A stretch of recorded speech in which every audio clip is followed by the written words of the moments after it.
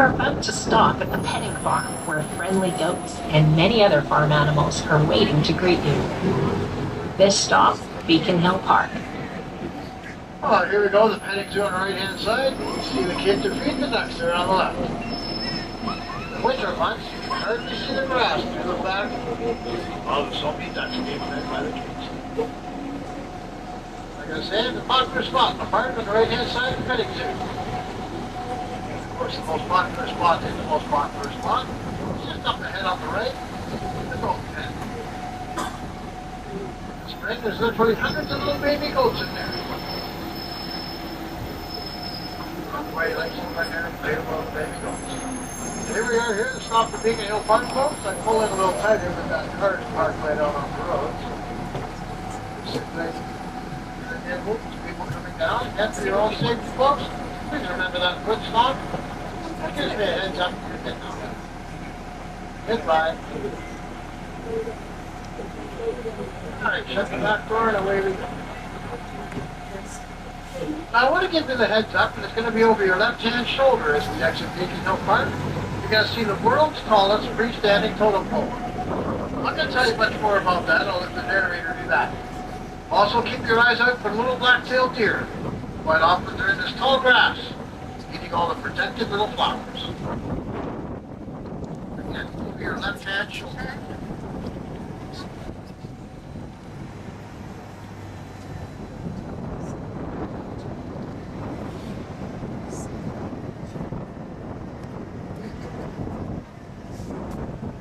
Get out your cameras. Beacon Hill Park has the tallest freestanding totem pole in the world. It's 39 meters tall. That's 127 feet. It was carved by renowned Quaqua Kewah Nation carvers Mungo Martin, David Martin, and Henry Hunt, and was raised in 1956. The traditional totem poles of indigenous people in the Pacific Northwest depict humans, animals, mythological beings like the thunderbird, and natural features like the sun and moon. The images have symbolic meaning. Often they represent characters or events in a story or family history. In 2011, the totem pole was restored, and it was estimated that the landmark had another 10 years before it would be lowered to share its stories with the earth below.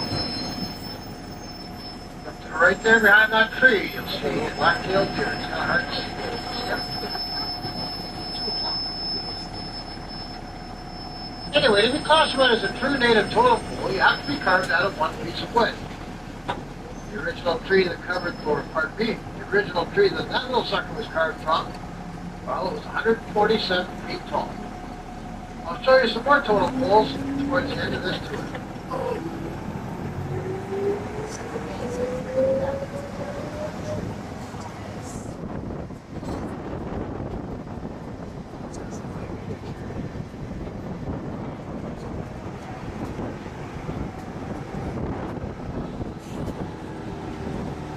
Look up and you'll see a flagpole on the top of the hill that gives the park its name. Beacons placed on the hill once helped guide ships into Victoria's bustling harbor. The waters of the Straits of the Montefiore can be peaceful on a summer's day, but don't be fooled.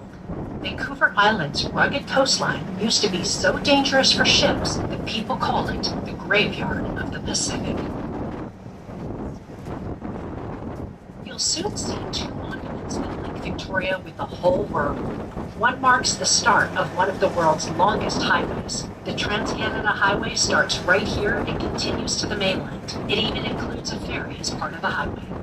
Highway 1 stretches clear across the continent to the Atlantic, covering almost 8,000 kilometers or about 5,000 miles.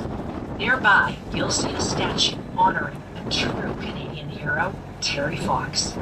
Bone cancer took Terry's right leg when he was just 18, but he refused to give up. To raise money for cancer research, he decided to run across Canada on his prosthetic leg.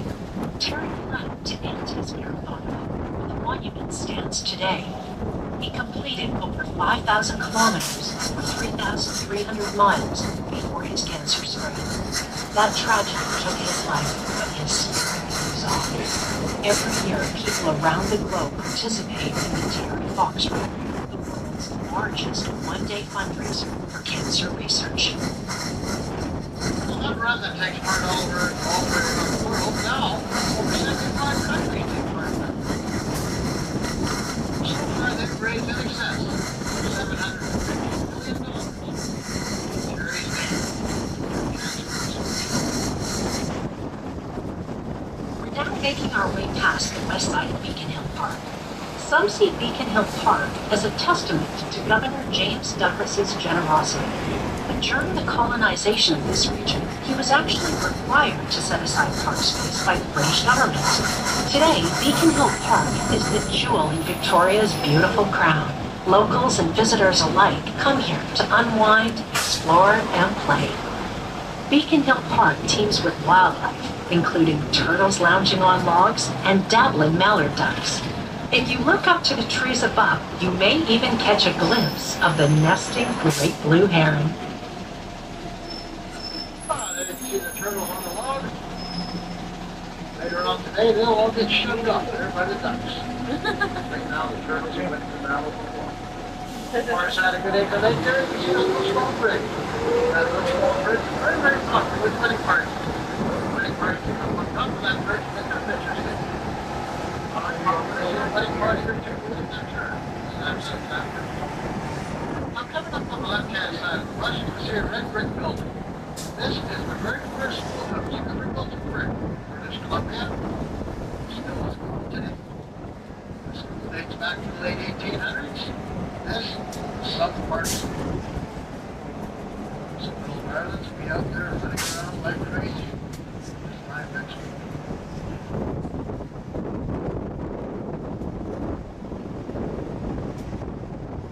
As we make our way through this intersection, we're going to be heading down to the right. On the hill on the left-hand side of the bus, you're going to see a little yellow church. The name of that church, Church of Our Lord. Well, a tour guide mentioned to me that about 100 years ago they discovered a shipwreck at the bottom of the harbor. They went to the holes of that shipwreck, they found a pipe. Well, there